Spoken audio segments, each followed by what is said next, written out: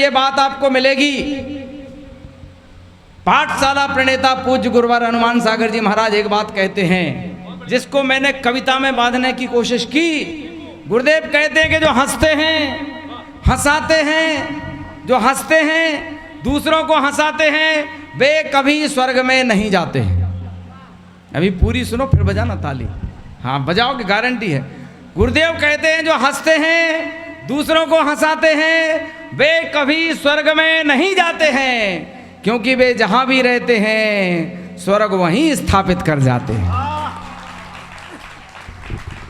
वाह वाह वाह। गुरुदेव के चेहरे पर जो मंद मुस्कान है, सच मानिए आप, ऐसे लगता है जैसे तीनों लोगों की दौलत हमें मिल गई हो। एक मुस्कान और पुचकार भरा आशीर्वाद जब गुरुदेव के श्री मुख से हमें मिल जाता है, तो संसार के सारे रंजो गम हम भूल जाया करते हैं। जो साक्षात चलते फिरते संस्कारों के विश्वविद्यालय हैं, ऐसे पाठशाला प्रणेता पूज्य गुरुवर हमारे सन्मुख विराजमान हैं। वर्तमान के वर्धमान पूज्य गुरु भगवान हनुमान सागर जी महाराज के श्री चरणों में कोटि कोटि नमोस्तु करता हुआ आज इस काव्य यज्ञ को प्रारंभ करता हूं। एक दिव्य और भव्य मंदिर जिस पर मां पद्मावती विराजमान हैं और उनके सिर पर देवाधिदेव चैतन्य चमत्कारी चिंतामणि पार्श्वनाथ भगवान विराजमान हैं। प्रणेता मुनिराज श्री हनुमान सागर जी महामुनिराज की जय हो। क्या बढ़िया, आनंद आ गया भाई साहब। अब तो कवि सम्मेलन की आवश्यकता ही नहीं है। क्या बढ़िया जयकारा लगाते हैं। मुझे लगता है कि आप लोग अब मूड में आ गए हैं। 4 पंक्तियां रखता हूं भगवान महावीर के चरणों में। हम सभी भगवान महावीर के वंशज हैं। आप कैसे सुनते हैं और ये कवि सम्मेलन किस डायरेक्शन में जाएगा, कैसे आगे बढ़ेगा, यह निर्भर करता है। कि अहिदावानल को भी शीतल नीर कर देंगे, बीच भंवर से भवसागर के तीर कर देंगे, और एक बार वह सच्चे मन से भज के तो देखो, हर मुश्किल आसान मेरे महावीर कर देंगे। वाह वाह वाह वाह डॉक्टर, क्या बात है, बहुत शानदार। परम पूज्य गुरुदेव हमारे बीच में हैं। भैया ने बताया कि बहुत अच्छी प्रतिमा है। सच में जब मैं यहाँ पे मंदिर में आया और भगवान चंदा प्रभु के दर्शन किए तो मन आनंदित हो गया।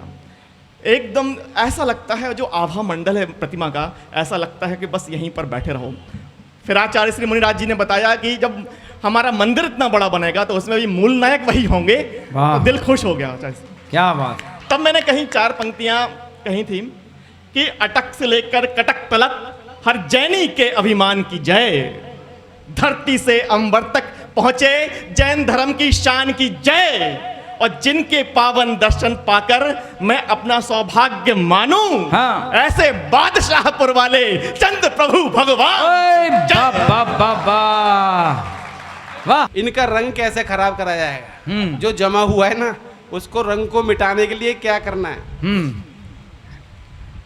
कि हम भी कुछ रंग जमाने का हुनर रखते हैं, हम भी कुछ रंग जमाने का हुनर रखते हैं, और रंग पे रंग चढ़ाने का हुनर रखते हैं, रंग पे रंग चढ़ाने का हुनर रखते हैं। बहुत बढ़िया। और किसी का रंग चढ़ रहा हो किसी के ऊपर, तो रंग में भंग मिलाने का हुनर रखते हैं।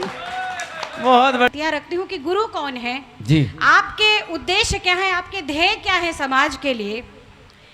कि गुरु की सोच है बस ज्ञान का सिर मोर ऊंचा हो, वाह। कि मेहनत रंग लाए फिर ठिकाना ठौर ऊंचा हो, जमाना एक दूजे को गिराने में लगा, लेकिन गुरु ही चाहता है शिष्य मेरा और ऊंचा हो।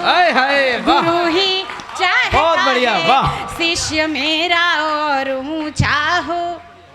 जो थामे नीति का दामन तो मन एक राग गाएगा, समर्पण की चले आंधी तो तम भी भाग जाएगा। वाह वाह। तू लिख दे, हमें आशीर्वाद दे हम साहित्यकारों को। वाह वाह वाह। तू लिख दे